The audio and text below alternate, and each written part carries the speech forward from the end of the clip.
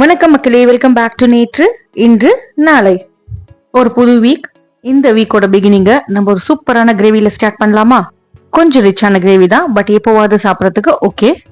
இன்னைக்கு நம்ம பண்ண போறது காஜு பன்னீர் கறி. அதுவும் பூண்டு சேர்க்காம பண்ண போறோங்க. ஆனா சொன்னாதாங்க தெரியும் நம்ம பூண்டு சேர்க்கலங்கிறது. டேஸ்ட்ல எந்த வித டிஃபரன்ஸும் உங்களுக்கு தெரியாது. இந்த கறி பண்றது ரொம்ப ரொம்ப சிம்பிள் தான். இப்போ வாங்க பண்ண ஆரம்பிச்சிடலாமா? முதல்ல முந்திரி பருப்பு பன்னீரை நம்ம ரோஸ்ட் பண்ணிக்கணும். 2 டேபிள் ஸ்பூன் எண்ணெயை ஒரு கடாயில சேர்த்து சூடு பண்ணிக்கிறேன். சூடானதுக்கு அப்புறமா இதுல அரை கப் அளவுக்கு முழு முந்திரி சேர்த்துட்டு லைட் கோல்டனா மாறுற வரைக்கும் ரோஸ்ட் பண்ணிக்கலாம்.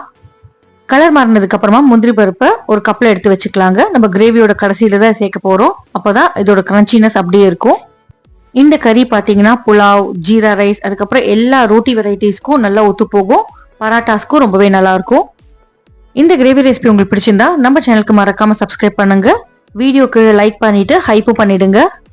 முந்திரி பருப்பு வறுத்துட்டு பாக்கி இருக்கிற எண்ணெயில நம்ம பன்னீரை ரோஸ்ட் பண்ணிக்க போறோம். ஜஸ்ட் பன்னீரை ஒரு 2-3 செகண்டுக்கு உள்ள போட்டு எடுத்தா போதுங்க. நம்ம ஃபிளாஷ் ஃப்ரைன்னு சொல்லுவோம் இல்லையா, அந்த மாதிரி டக்குன்னு போட்டுட்டு சூடான எண்ணெய் மேல படுற மாதிரி தெளிச்சு விட்டுட்டு வெளியே எடுத்துருங்க. ரொம்ப நேரம் ரோஸ்ட் பண்ணீங்கன்னா பன்னீர் டஃபா ரப்பரி ஆயிடும். இன்னைக்கு நான் 200 கிராம் பன்னீர் சேர்த்திருக்கேன். எப்பவுமே நீங்க பன்னீர் ரெசிபி யூஸ் பண்றீங்கன்னா உங்களுக்கு கிரேவில பன்னீர் கரைஞ்சு போகாம இருக்கணும், அதே சமயம் சாஃப்டா இருக்கணும்னு நினைச்சீங்கன்னா ஜஸ்ட் ஒரு 2-3 செகண்ட் சூடான எண்ணெயில போட்டு இந்த மாதிரி வெளியே எடுத்துருங்க.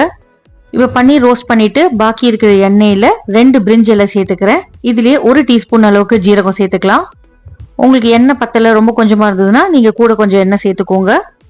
அடுத்ததா 2 வெங்காயத்தை பொடி பொடியா நறுக்கிட்டு இந்த எண்ணெயில சேர்த்துட்டு வெங்காயம் நல்லா அப்படியே லைட் பொன்னிறமா மாறுற வரைக்கும் நம்ம ரோஸ்ட் பண்ணிக்கணும். கொஞ்சம் பொறுமையா ரோஸ்ட் பண்ணீங்கன்னா ஆனியன் கேரமலைஸ் ஆகி வரும்.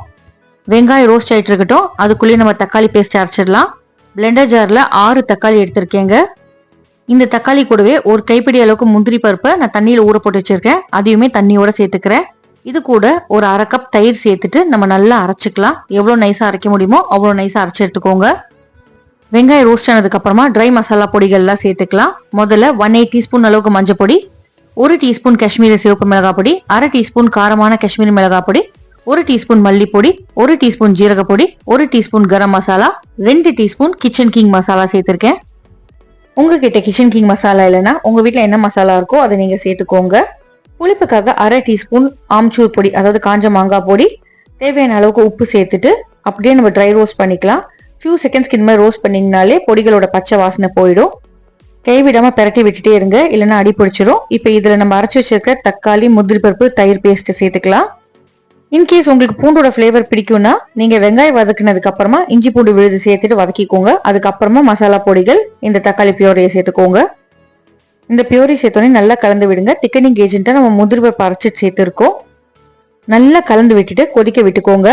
தலை கொதிச்சு இந்த கிரேவி திக்காயி உங்களுக்கு கலர் மாறி வரும். அந்த ஸ்டேஜ் வரைக்கும் நீங்க கொதிக்க விடணும்.